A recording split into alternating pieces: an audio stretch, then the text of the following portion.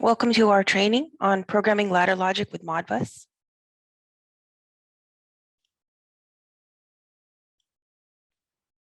Ladder logic is widely used for control functions, is a programming language based on Boolean expressions, and is represented by graphical relay logic diagrams.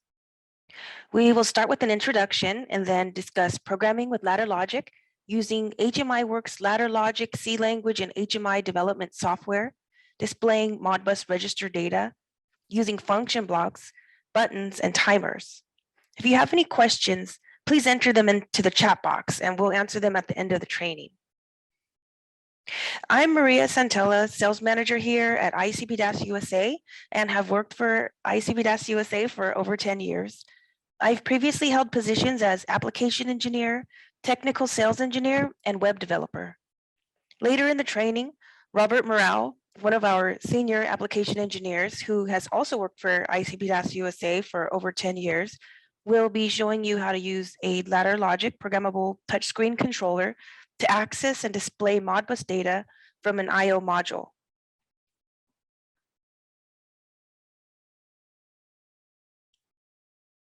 ICP-USA provides industrial control products and data acquisition systems. We provide industrial data acquisition, data communication, automation, control, and test and measurement products.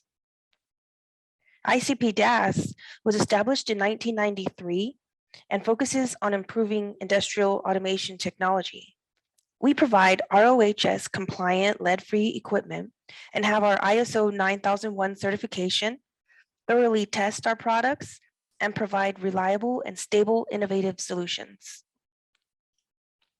We have a knowledgeable sales staff, provide free consultation, and can specify products for your applications. We provide free technical support and can help you with questions, setting up equipment, and troubleshooting issues. Our products are very reliable and come with a 1-year warranty. We carry a very large inventory and can usually ship within a week for any out-of-stock items. Modbus is a communication protocol for transmitting data between devices over serial lines or Ethernet cabling. It's a master-slave protocol where a master device controls the transactions with slave devices that respond to requests to read or write data. Modbus is often used to connect PLCs or PCs running SCADA software to I/O and instrumentation equipment for automation, monitoring, and control applications. Modbus RTU is transmitted over serial lines like RS-232 or RS-485. Modbus TCP communicates over Ethernet cabling. Modbus is widely used in industrial environments, is openly published, royalty-free, and easy to deploy and maintain. Data is exchanged through 16-bit registers. Some applications use 2 or more integer registers for information like floating point data, where one register will hold the first part of the number and the other will hold what's on the other side of the decimal point. It's up to the master, which is the controller or PC, to request and use the data. A computer may not have an RS-485 port, but it usually has a USB port. So you can use a converter like our TM7561, so you can add an RS-485 COM port to your computer for interfacing with RS-485 devices like our M7005 Modbus RTU-based thermistor input and digital output module. Information from the slave devices gets stored in tables that have register numbers, data addresses, types, and names. Function codes are used to read or write to slave devices. This function code is used to read the current digital input count value of the M7000 digital I/O module. For some of our I/O modules, like these ones here, they have a display where you can see the status of the I/O. So you can see here there are some LEDs. Data acquisition is the process of sampling real-world physical information and the conversion of those samples into digital numeric values that computers and controllers can understand. The information is often used to implement control logic operations like the turning on of a fan based on the temperature, the turning on of a pump based on a tank level, and the opening of a valve based on pressure levels. Our ET7026 Modbus TCP-based data acquisition remote I/O modules can be connected with the PC with an Ethernet switch and Ethernet cabling. It stores I/O data in register tables and can send data back to the PC running SCADA software, which can display tank levels, the on and off status, and measurement data. Analog information is variable or adjustable, like the measurement of a temperature, pressure, and flow rate. Digital information is fixed and is either on or off. A light switch is an example. A light switch with a light is an example of something that can be either on or off. A dimmable light is variable in intensity and is analog. Data acquisition modules read values, store them in memory, put the values in a register table, and sends the data in registers when requested by PLCs, controllers, or software. Serial gateways and serial port sharing devices allow for interoperability of devices into application networks. These ones here are all PoE, so they can be powered over Ethernet with power sourcing equipment like our NS205 PSE power over Ethernet switch. They can also be powered by standard 24-volt power supplies. Our TSH serial port sharing devices can change the baud rate between devices so they can communicate. And they can change Modbus RTU to ASCII and also can change or can allow two masters to access one slave device. Our TDS series converts serial to Ethernet for convenient access to Ethernet networks. They can help bring in Modbus RTU serial device like a generator or a card reader to communicate back with the central system through the internet or Ethernet network through virtual COM ports. Serial to Ethernet converters come with RS-232, RS-422, or RS-485 port combinations. Two TDS-700 can be used together to create a pair connection, which is a serial tunnel through Ethernet TCP/IP networks. Our TGW series converts serial-based Modbus RTU protocol into Ethernet-based Modbus TCP protocol. They also support pair connections for serial bridge and tunnel applications. Ladder logic is widely used programming language based on circuit diagrams of relay logic hardware. It could be used to develop software for programmable logic controllers, PLCs. The programs resemble ladders with two vertical rails on each side, with horizontal rungs between them. The ladder rungs get executed sequentially. Ladder logic looks like a ladder and is used to implement logic, which is where it got its name. Conditions on the left lead to output coils on the right. Each rung of a ladder typically has a coil on the far right. There are different types of coils that represent whether a rung is open or closed. There's also different types of contacts for coils that represent whether a contact may be open or closed depending on the input. Function blocks are often available to help with implementing arithmetic operations or complex functions. There's different types of variables that can be used with ladder logic. Digital inputs are Boolean variables. They're on or off like a light and are represented by 1 if true and 0 if false. Analog values are variable and can be represented by an integer, a real number, or a floating point value. A temperature or pressure measurement, for example, is analog. Attributes are related to the types of variables and can be local to a program or global to the whole application. They often map up to I/O. Message variables are strings. ASCII is the American Standard Code for Information Exchange, which is character encoding schemes for computers, controllers, and communication devices. You can convert strings to numbers with functions. There's different types of contacts. Some are normally open and some are normally closed. Ladder logic gets implemented sequentially. So you use normally open contacts and normally closed contacts in your program depending on your application requirements. If a light switch is normally off, you could use the inverted contact to represent that scenario in your program. Two normally open contacts in parallel implement an OR function. Either condition being true would turn on the output. Two normally open Contacts in series, side by side on the same rung, would implement an AND function. If these contacts were next to each other on the same rung instead of in parallel, the output would only turn on if they both were true. Two normally open outputs in parallel implement an OR function. So in this case here, both would turn on if the input were true. In this truth table here, you can see 0 or 0 is 0, 1 or 0 is 1, 0 or 1 is 1, 1 or 1 is 1. Touchscreen PLCs like our touchpads are programmable in ladder logic and C language. You can make different screens that allow for navigation through the screens with the touch of a button, where you can check the status of different Modbus I/O and equipment very easily. The screen can be programmed to flash or show green when operations are normal, or red and yellow when there's an error or something needs attention. Our TPD and VPD controllers can be a Modbus master or a Modbus slave.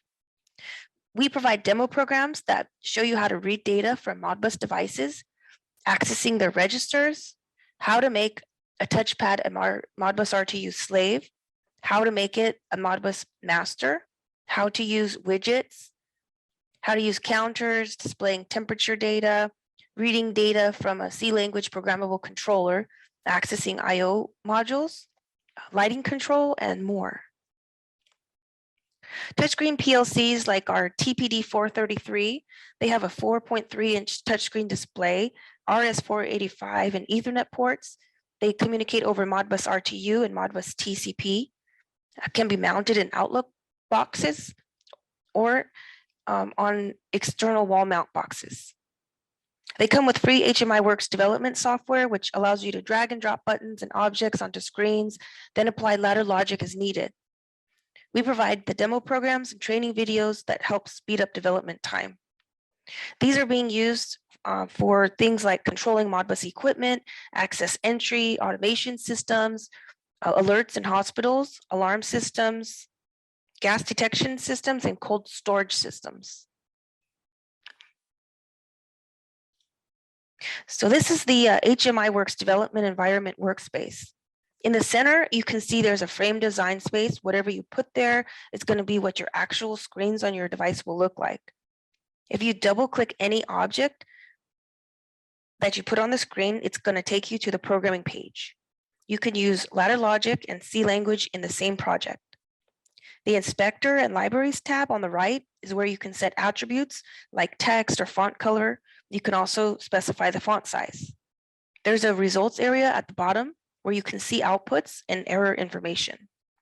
There's a rotary switch on the back for resetting, running, and downloading programs to your touchpad. In our toolbox, the drawing items are static and allow you to draw shapes and insert pictures, text, and lines on the screen. The widget items are dynamic and can change at runtime. There's checkboxes, buttons, sliders, labels, and hotspots. When you want to use a widget item, you associate it with the tag under tag name in the inspector area. When making a ladder logic program, we create a connection for communicating with serial I/O modules or Modbus devices. We add the device and select the I/O module. If we select one of our M7000 modules that communicates over Modbus, it's going to automatically create tags. If you connect to other vendors' Modbus devices, you would create and enter the tags manually. The tags are going to be populated because there's a file that has all the data in it, and you can create those types of files for third-party devices, and that is going to help speed up development. So you click OK, and then you added the device. We provide free HMIWorks development environment, which has many libraries, graphics, function blocks, and widgets. We also provide the demo programs that help get you up fast and easily. We also offer protocol converters, like I mentioned, that can convert not just Modbus RTU to Modbus TCP, but things like Ethernet IP to Modbus, Profibus to Modbus, Profinet to Modbus, Dolly to Modbus, EtherCAT, CAN bus, and more. So the first screen when you open the HMIWorks, it looks like this. Later in the training, Robert's going to show you step by step, but you are going to make a new project. You name it, you select which touchscreen PLC you're using, choose a location for where you want to save it, and then you select ladder for your type of programming.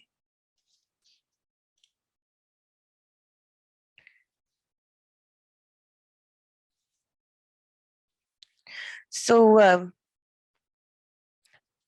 this shows you more like the way that if you select one of our IO modules, the tags are going to be automatically created. So HMIWorks comes with many function blocks. It makes it fast and easy to implement math equations, use timers, and to write to memory. One of these convert type function blocks here can convert Celsius to Fahrenheit. So if your program reads in a variable, it can output the variable with the converted value, which could be displayed on the screen. There's also one here that can convert an unsigned integer to a signed integer. For counter operations, function blocks are available for incrementing or decrementing the count. These flash functions help with reading and writing parameters to flash memory for using in your ladder logic programs. These math functions help with arithmetic, incrementing, decrementing, scaling, and allow to use equations in your applications. Timer function blocks, like the TON on delay timers, can be used to delay the turning on of an output. The TOF is a timer off delay, which can be used to delay the turning off of an output. The ladder logic designer is a standard development environment with left, right, and parallel contacts, coils, and function blocks. So you would click the different items and they would come onto the screen. To use these function blocks, you'd double click them and then they'd be placed on the screen. You'd move them around, click on the output areas, select or enter in the desired values. The program's going to get executed sequentially, one row at a time. To add some ladder logic code that can control timing, we would go back to our workspace, select our device, and double click it. That's going to take you to the ladder logic programming area. We would click F6 to create a function block. So on our first rung, we would see a function block and an output coil. We would double click the timer function block and pick a timer. Then we would double click the delay area and assign an amount of time for the delay. And we could enter 10,000 milliseconds under the enter constant tab, which is 10 seconds. Then double click the coil to associate the digital output with the DO channel 1. Use the spacebar to select the desired coil type and save and close. And then when we load the program into the controller, there would be a 10-second delay. If we want to take that input and turn it off, we could add a rung and change the input contact to inverted contact. If we save, close, and run the program, then now the DO1 output would be off. So now we're going to have Robert show you how to use ladder logic programmable touchscreen controllers to access and display Modbus data from an IO module.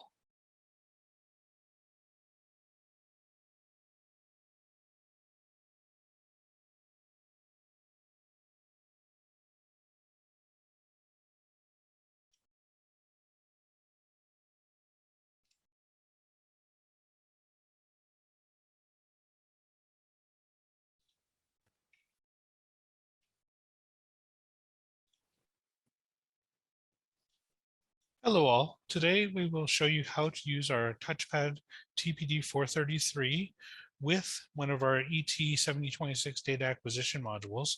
The ET7026 module is a Modbus TCP slave device. We will connect the analog output registers and display them on the touchpad itself. To do this, first we go to our HMIWorks software.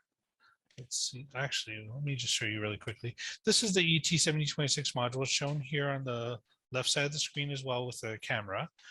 We need the Modbus TCP registers, which are shown in the table here. Let's see, let me get that here. Over here. For this example, we will use 40,000 and 40,001 holding registers, which are actually analog output values for the ET7026. And within the ET7026, we have the two channels viewable here using the web HMI. The current values are 1.25 and 5.25. We can easily change those and modify them here so we can verify results. For this, let's just change this to 2.5. And notice the value changes here. And this one we will update to 5.25 over here. Let's see, the next step we go to is HMIWorks. This is our design environment. Let's see, that's the practice session. So now we will try to recreate this. So we'll do new, and no, we don't need to save that. We select our TPD 433F-H, or I'm sorry, TPD 433H, which is the model we have here. Then we click on project name and we do, let's call it test analog output, test 1 AO. We'll use landscape orientation. We will select ladder programming and we will click OK here to create our project. No, we don't need to save the previous one. Okay, so this is our design environment. This is what we want to design so that it will be the screen of the TPD. First, we must create our connection to the Modbus TCP data acquisition module. To do this, you right-click on connection and click on new connection. The IP address for the ET module is 21.127.198.185. We can confirm here using the web interface. It's shown here, so we should be correct. Port 502 by default, and we will create our device connection here. Click on device and right click and new device. For our modules, we actually have, let's see, quick configuration, but for this example, I will just use user defined to show you how to implement it for a generic device. So you click on user defined. Then we want to click on add tags to create our tag profile for this device. Our protocol base address is 0 for this module. We want to use analog outputs 0 and 1, or 40,000 and 40,001. So the start address is 0 since we want to start at 40,000. Then we want to create two tags.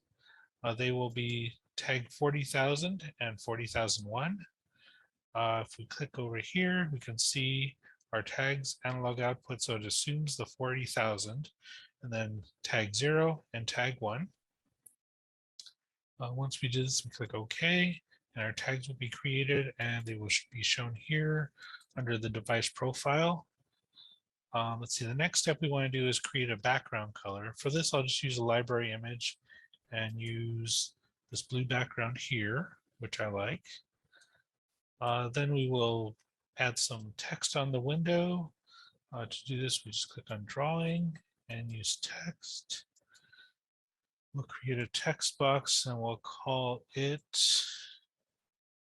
AO0.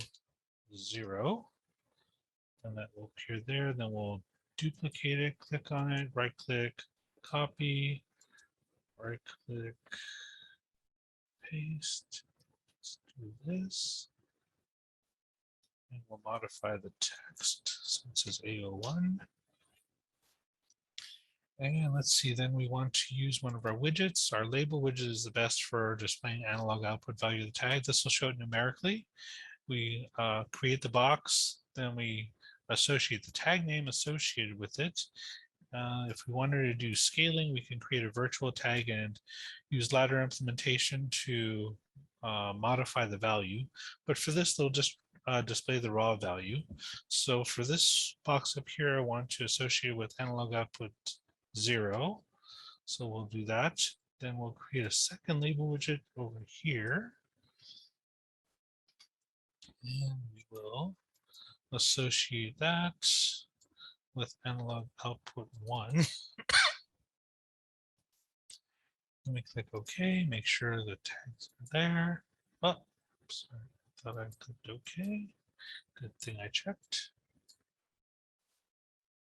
Okay, so now the tag is there. Let's make sure it's still there. Good. Okay, next step, we want to set up device.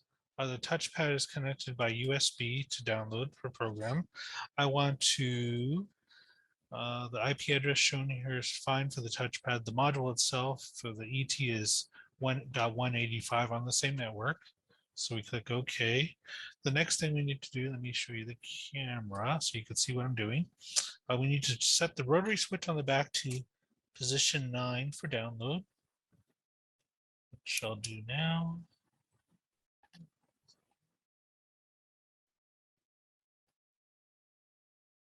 Okay, position 9.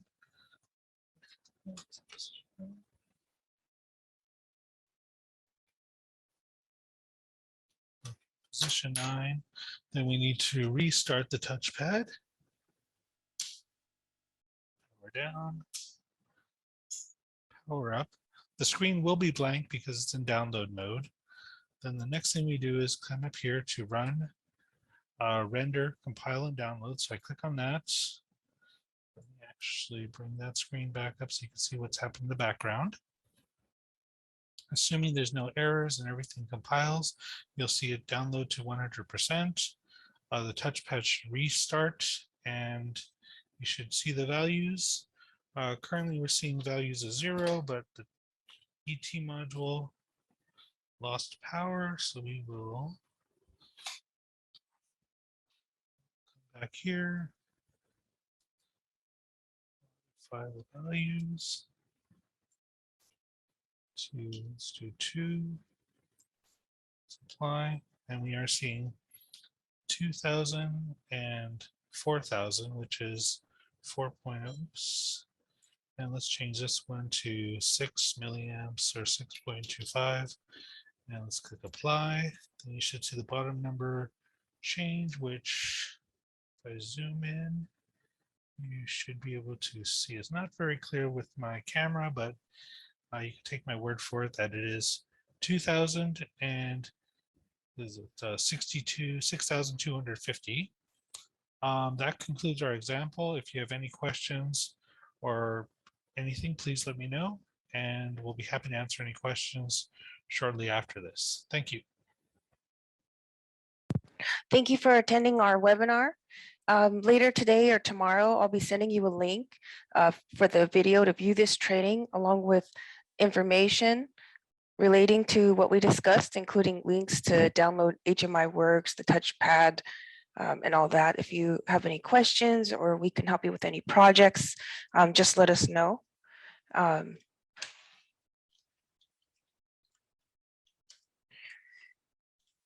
so please be looking for that email later today or tomorrow. Thank you. And if you have any questions right now, you can either type them in the chat box or raise your hand. Otherwise, you can also send me an email. I'll be sending you that email, like I mentioned, later today or tomorrow.